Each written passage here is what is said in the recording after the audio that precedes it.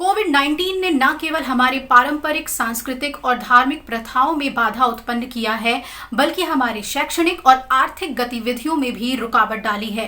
ये तमाम बातें उपराष्ट्रपति एम वेंकैया नायडू ने कही अपने एक लेख में। सभी भाषाओं के दैनिक समाचार पत्रों में अपने लेख के जरिए उन्होंने इन चुनौतियों से निपटने के लिए सभी का आह्वान किया।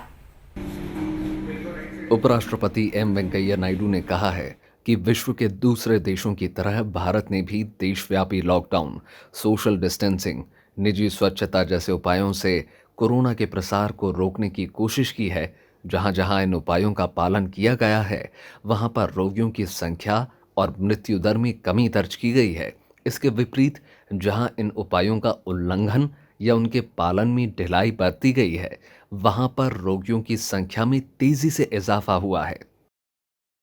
उपराष्ट्रपति ने कहा है कि कुछ लोगों और संगठन की गलती की वजह से पूरे समुदाय को कटघरे में नहीं खड़ा किया जा सकता।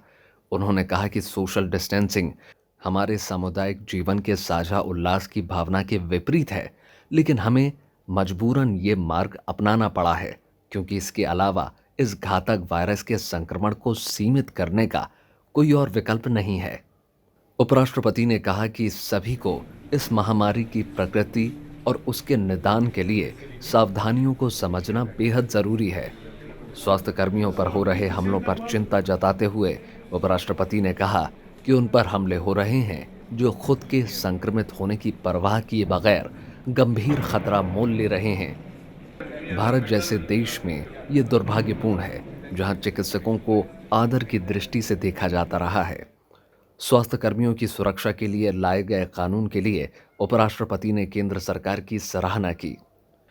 उन्होंने कहा कि सभी को सामुदायिक व्यवहार को बदलने के लिए समयानुकूल लचीला दृष्टिकोण अपनाना चाहिए, तभी हम कोरोना के विरुद्ध अपने अभियान को प्रभावी रूप से जारी रख सकते हैं। रमजान के पवित्र माह की मुबारकबाद देते हुए उपराष्ट्रपति ने उम्मीद जताई कि लोग अपने घरों में ही रहकर इबादत करेंगे। उपराष्ट्रपति ने कहा कि यही समय है जब हम अपने संकल्प और प्रयासों में एकता दिखाएं, वायरस के संक्रमण को रोकने के लिए परस्पर दूरी बनाए रखें। हर स्तर पर एकता और सतर्कता ही हमें इस आपदा से सफलतापूर्वक उबार सकती है। ब्यूरो रिपोर्ट, राज्य सभा टीवी।